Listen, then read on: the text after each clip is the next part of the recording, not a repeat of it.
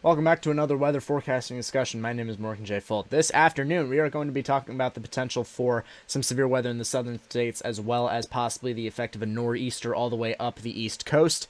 What that could mean in terms of severe weather, heavy rainfall, damaging wind gusts, and possibly some snowfall on the back end of it, we're all going to explore later on in this video. Before we get into that, though, I do ask that you guys like the video. If you guys do enjoy the content, subscribe if you are new, turn on post notifications, because I'm going to start to be getting out more videos more frequently, twice a week, and then streams whenever the time calls for it. So we're really going to start to get into a better pattern here and better swing here. So with that being said, let's get right on into it. So just taking a look at the general picture right now, you can see some snow that is overspread the Mississippi River Valley in the states of Missouri, Iowa, and Illinois. Also some snow that's going on in the southeastern Colorado area, as well as most of Kansas, on both the eastern half of the state and the western half of the state going on here. This is going to be the source of our next low pressure system. This is all a low pressure system that's spiraling down off of the Rockies, producing all this snow in a clipper form all the way off into the Midwest. And then down here, we also have some remnants of some severe weather today that we had going on with some damaging winds and some pretty large hail that we actually saw as well. No real tornadic activity, but the tornadic activity is going to come on Friday. More to come on that. So we're really going to explore what this system has to the effect of the impacts to the southeast and the northeast. Really nothing else that is in the picture, though, after this. We're really going to see a calm state of affairs for weather after this storm system moves off the coast of, moves off the northeast. So with that being said, let's get right on into the information about the severe weather going on for Friday. So taking a look at the severe weather outlook that we have going on for March the 10th, Friday, you can see there is a area highlighted in the orange, level 3 out of 5 enhanced risk for these areas of the Panhandle, Florida, and southern Georgia for tornadoes and damaging wind gusts. This includes areas like Tallahassee, amongst other places, and then north and east. And the storms are going to be moving north and east, so it's very important that you guys are aware of that if you live north and east of Tallahassee. But in addition to that, areas like Albany, Georgia, Panama City, Florida are also going to be impacted, so a bunch of populous centers in this risk area. If we take a look at the tornado probabilities, you can see the 10% chance for tornadoes that is highlighted in yellow for the areas, again, of Tallahassee, Panama City, extending into southern Georgia. Not the entire enhanced risk area is for tornadoes. It is mostly for damaging wind gusts, but the coastal areas of Florida and southern Georgia are going to be prone to seeing some tornadic activity, especially with the cells that move on the coast at the start of the event. In terms of damaging wind gusts, you can see the 30% chance for damaging winds. That is highlighted in the red. This extends for the entire enhanced risk areas, so again, areas like Albany, Panama City, and Tallahassee are going to be impacted by this whole big damaging wind threat, especially with the enhanced shear and vorticity that moves through the area going Friday night into Saturday morning, so definitely something to watch with that. And when we look at hail, there really isn't much. A pretty large 5% area highlighted from Louisiana all the way to Jacksonville, from the western side of the risk all the way to the eastern side of the risk, so that's not a really big threat.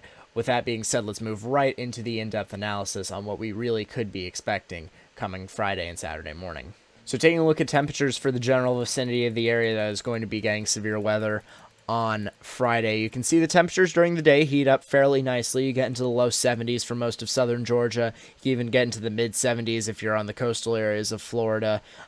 Maybe a little bit, maybe on the northern side of the Panhandle, you get a little bit warmer because you're a little bit more interior.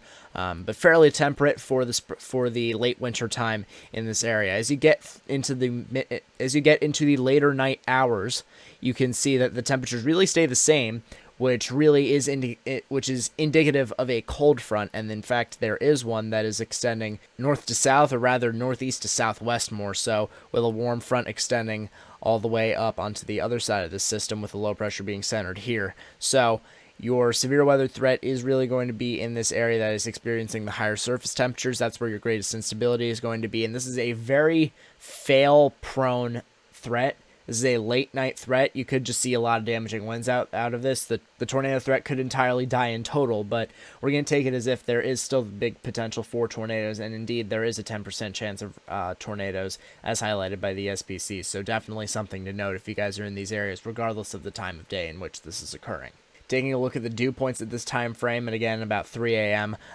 Fairly similar to the surface temperatures. It's going to be very humid. It's going to be very sticky, but you guys are very accustomed to that in the southern states. So temperatures in the mid to upper 60s when it comes to the dew points, which is going to be very conducive for storm development. Particularly along the coast, where the dew points are higher in the immediate Gulf Coast vicinity.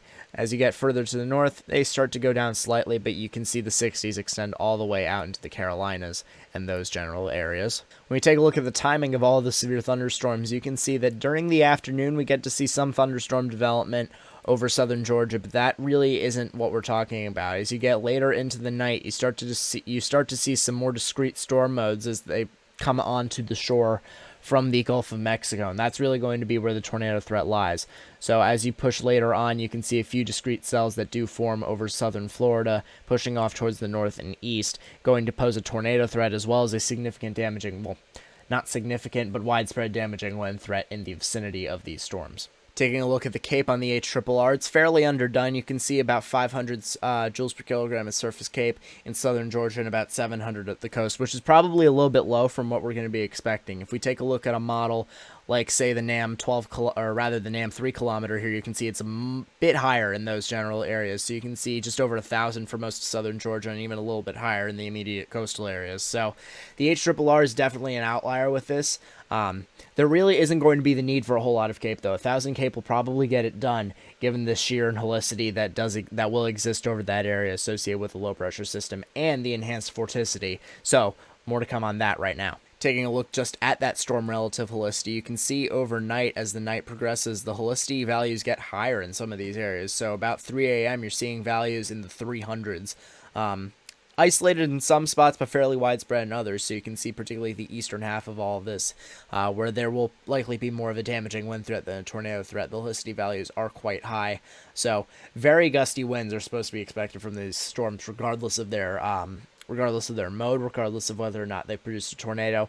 None of that. And particularly with this, you may think, oh, it's late at night, there's not going to be many thunderstorms. The thunderstorms will form from this. There will definitely be activity overnight, and it's very important that you guys aren't trying to go outside in the middle of the night and try and get a glimpse of the storms. You're not going to be able to see it unless there's lightning, and even if there is lightning, you should be inside, you should be sheltered away from these thunderstorms. Taking a look at that shear as you get into the morning hours on Saturday, look at all of the browns and white colors here in the vicinity of this thunderstorm risk. So along this cold front, your shear values are really going to start to pick up, and you can see they get almost into the 70s, 70 knots of 850 millibar shear, which is just above the surface as to what we would be wanting for severe weather. So a lot of this is really going to contribute to the damaging wind potential. There's going to be a whole lot of gusty winds across the board, whether or not they're thunderstorms, whether or not they're heavy showers. There's just going to be a whole lot of gusty winds. Probably even without a thunderstorm, you're going to be experiencing some strong surface gusts, probably in the 30 to 40 mile per hour range. But the point to convey here is that the shear is really going to be enhancing this thunderstorm potential. So you're not going to need a lot of energy. You can see only about 1,000 Cape will probably be able to get this done. So a lot of shear, a lot of helicity, that's really going to contribute to the storm mode and the tornado potential with this. Cape is not so much a driving factor. And reminder, again, this is occurring at night. So even more dangerous for those that are happening to travel in the middle of the night. You won't be able to see some of these. Shifting gears a little bit, taking a look at what the Northeast could just expect from this. So this is the GFS. This is the long-range American model run.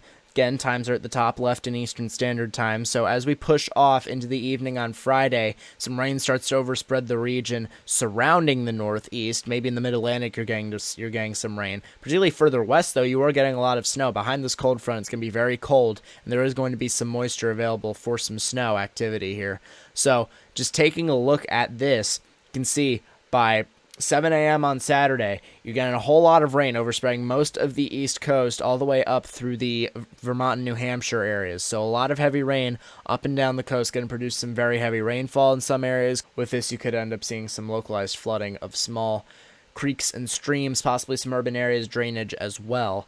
As you get further into the day, the rain starts to taper off, and with the cold front passage, some lighter snow starts to overtake most of the Northeast, most of the Mid-Atlantic as well. You can see even into the North Carolina area, you're starting to see some snow. Taking a look at just how much rain we could see with this, well, this is the total precipitation that we're going to see, and sure, a bunch of this is snow, but a bunch of this is also rain. Look at the trails, possibly up into an inch of rain across most of the Mid-Atlantic, and even getting up into portions of the Northeast where they're going to see a lot of rain. Lower Hudson Valley could see a lot of rain from this, as they're going to be under a heavy rainfall band for quite a long amount of time when you get into the early morning hours on Saturday. So that's a very big thing to note. With the Hudson Valley, you could see some low-lying areas that end up getting flooded out, so it's very important that you are very cautious of that if you are traveling in that area. In terms of snow, we're going to look at a couple different models for this. This is the GFS that shows the amount of snow that we could be seeing, and I think this is a little overdone. So you can see over a foot for northern Vermont, northern New Hampshire, northern New York. Pretty widespread over a foot, which I really don't think is going to be the case. Again, a very fast-moving system here. I really don't think there's going to be a whole lot more than 6 to 8 inches dropped in most of these areas, unless you're talking about really northern Maine or southern and eastern Canada. So, again, we're going to look at a couple different models for this, but the GFS showing a widespread amount of 4 to 5 inches, 6 to 7 inches as you get a little bit further north into Pennsylvania, and then 8 to 10, possibly even a foot plus into most of New York, including the Syracuse area. Binghamton gets a little bit less, but Burlington, Vermont's definitely going to get a lot of snow from this regardless. Taking a look at the European model, and its snowfall output, you can see probably something that's a little bit more realistic, but probably still a little bit overdone. You can see, again, a widespread 4 to 5 inches from the Tennessee Valley all the way up through the Northeast, northern Maine getting up into that foot range, northern New Hampshire, northern Vermont getting close to a foot. That's probably more realistic. It's probably going to be the areas that see close to a foot. This area of New York, I really don't expect as much as the models are showing. That area is going to be getting some pretty heavy snow, but it's going to be a very fast-moving band. So the location that they're in, they're probably going to see a little bit less, again, probably 6 to 8 inches in that general vicinity, but still a lot of snow, and especially after the rain and all of that, surfaces are going to be untreated. So definitely something to monitor if you guys are in those areas. If you have to travel, possibly Saturday night into Sunday morning, do so with caution and do so very slowly, as the roads are definitely going to be slick after everything freezes over, as well as the 6 inches of snowfall on top of that. In terms of wind gusts that we could see from this storm, you can see as the storm moves up towards the New England area, wind gusts start to get into the 40s for coastal areas of Long Island, southern Connecticut, the east coast of New Jersey, Delaware, Virginia, possibly even the Appalachians as well that are getting into the 40 miles per hour wind gusts range. This is fairly common for a nor'easter. When surface winds usually do get pulled behind these things and impact these interior areas. So 40 to 50 miles per hour wind gusts, pretty much widespread when you talk about Pennsylvania, New Jersey, Connecticut, southern New York, that area. You're going to be seeing some damaging wind gusts on top of all the rain and snow. Once the storm moves off later on in the evening on Saturday, possibly the evening, possibly the morning on Sunday as well, you can see the gusts get into the 30s. So again, pretty gusty, but not as gusty as some other nor'easters that we have seen this year, particularly the blizzard that we had back in late January and early February. So definitely some strong wind gusts, but it shouldn't be too much that power systems in the Northeast can't handle. They're built to withstand these types of things. So with that all being said, I hope you guys did enjoy this weather forecasting discussion and found it informative. Very brief, very short. I just wanted to really look at a rundown of what we could be anticipating, because nothing is really set in stone yet for the system that will impact the East Coast Friday into Saturday. And then looking on into the future, there are some things that do need to be noted, but nothing really is imminent in terms of impacts. It's going to be very calm after this storm for the next week or so. So more videos are going to start to come soon, particularly next week. I should really start to get on a fixed schedule, so we'll be able to look more into the future at what we could be expecting with the pattern change as the new season comes. So with that being said, I hope you guys did enjoy this. If you did, please be sure to leave a like rating on the video. It really does help me get onto more pages. Subscribe if you are new. Click the notification bell if you guys want to be notified every time I post a new video, or possibly do a live stream. Severe weather, I do winter weather streams as well, really whenever the time calls for it. So with that being said, that's really going to do it for me. My name is Morgan J. Fold. Stay safe, and we will see you next time.